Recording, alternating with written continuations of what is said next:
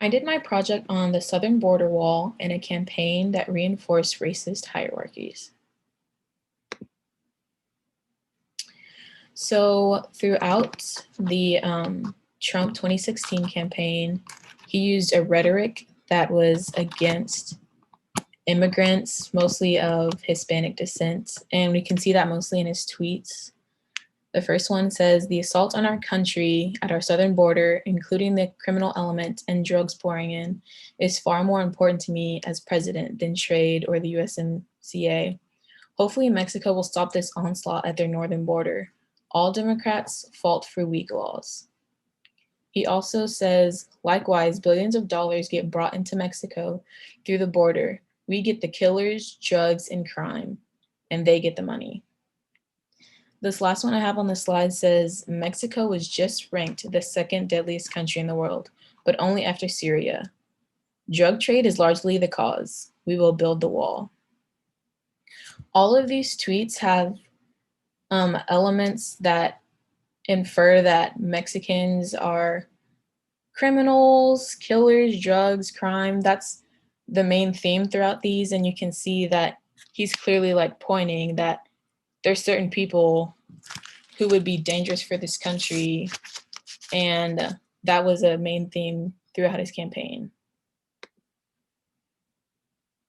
He also has a couple tweets on his immigration policy. He says, "We cannot allow all these people to invade our country. When somebody comes in, we must immediately, with no judges or court cases, bring them back from where they came. Our system is a mockery to good immigration policy and law and order. Most children come without parents. Our immigration policy, laughed at all over the world, is very unfair to all of those people who have gone through this system legally and are waiting on lines for years. Immigration must be based on merit. We need people who will make America great again." And his final tweet says, "Notice that illegal immigrants will be given Obamacare and free college tuition, but nothing has been mentioned about our veterans." These tweets show that his policy is very clear that like he doesn't want people to come in. And from his previous tweets, we can tell the people that he is talking about, the Mexicans, the Hispanic people, he has like made clear that they are like dangerous and undeserving of coming into this country. And then he has shown these policies that make it harder for people to come in. And he has shown that those people who shouldn't come in are Mexicans, and he wants to create policies that keep them out. So some of the policies he put in place, he signed an executive order that directed the halt of funding to jurisdictions in the United States that do not comply with federal immigration rules. He also signed an executive order to get work started on the southern border wall. He also signed an executive order to begin removing illegal immigrants who had committed certain crimes. And the Department of Homeland Security is scheduled to hire 10,000 immigration and custom enforcement officers and agents and 5,000 Border Patrol agents. The last one is his zero tolerance policy, but that one was later announced in 2018. These previous ones were in a White House briefing from 2017. And all of these orders are the first one is to redirect where money's going. So he's taking away money from cities and places that have large amounts of immigration, saying that they don't comply with federal immigration rules, so they don't get the money. So people in those cities who are often immigrants are suffering because they don't get the same resources. He started work on the southern border wall. He's taking taxes and having them build that on the southern border wall between the United States and Mexico, which also shows who he's targeting with his policy and reform of immigration. He also signed the one to remove illegal immigrants who have committed certain crimes.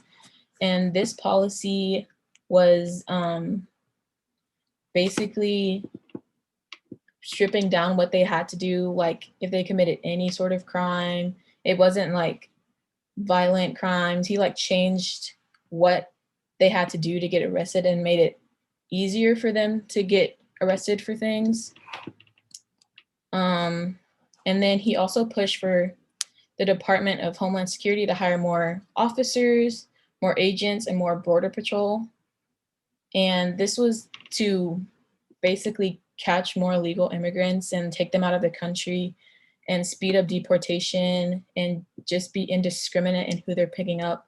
They weren't trying to like take just criminals. They were trying to get all illegal immigrants out of the country.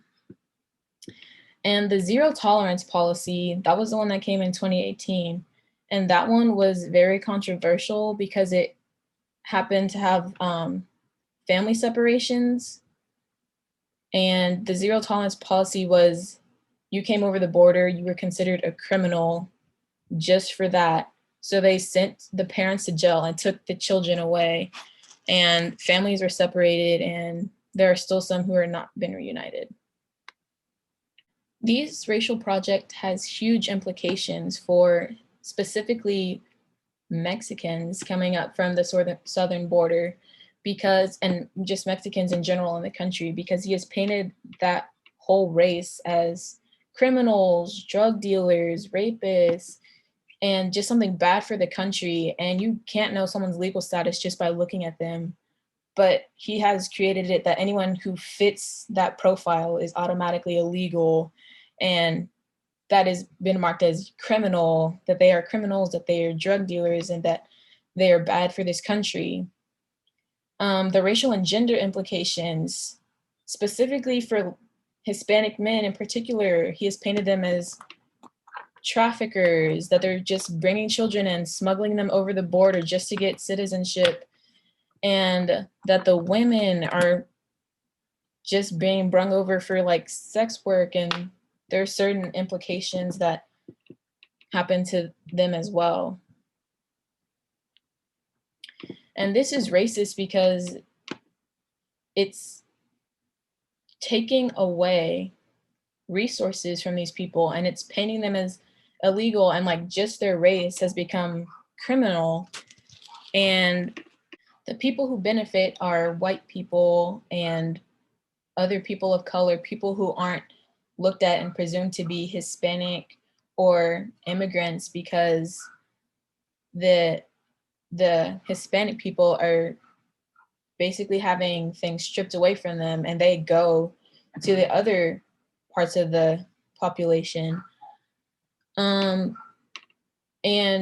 they are directly gaining a privilege from this racial project because there is an aim to like see these people as immigrants and to be basically discriminatory against them and assume that they are criminals and drug dealers and that they are here illegally and that they've done something wrong.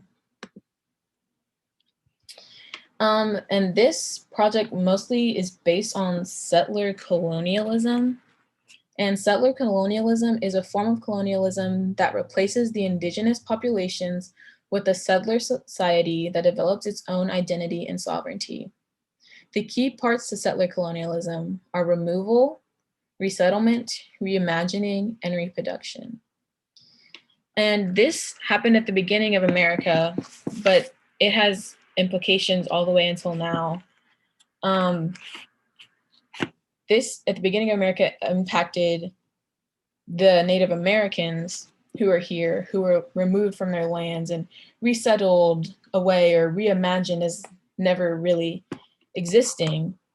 But the ramifications of settler colonialism are still felt today, and you can see it in the racial project against Hispanic people, people who are presumed to be immigrants, because a whole population of people has been reimagined as they didn't contribute to America, and that they are drug dealers, that they are criminals, that there is just something wrong with them. They go against our American ideal.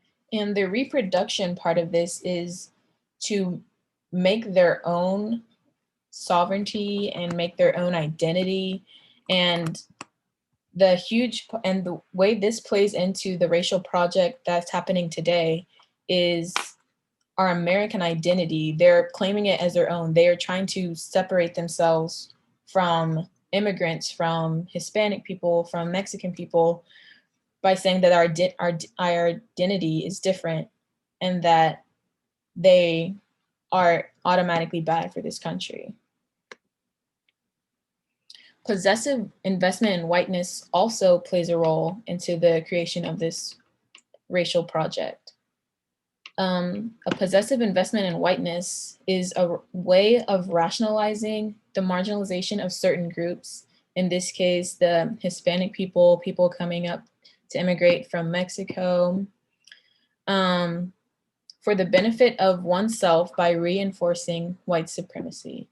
So basically, other groups gain privileges by devaluing, in this case, Hispanic groups, by saying that they are criminals, that they are drug dealers, that they don't belong in this country, that they've automatically committed crimes, and that they don't deserve the same rights that we have. And so in that way, they are just, the possessive investment in whiteness is just reinforcing those ideas, because that means that certain groups get more privileges. So they are more inclined to support it because that means they get something out of hurting this other group. And finally, the anti-racist projects that go against this racist project. There have been several documentaries that have come out recently about immigration and about how it's run and like the day-to-day and stuff like that. There's also been the creation of hashtags like immigration reform, and it's just a campaign to draw attention to the issues that are happening and to bring to light what's happening to them and to basically fight back against it. There have been protests and outrage, especially after the family separation, and just an organization to make our lawmakers aware of the idea and to stand up for the other people and to make sure that they have a voice and that reform is actually made.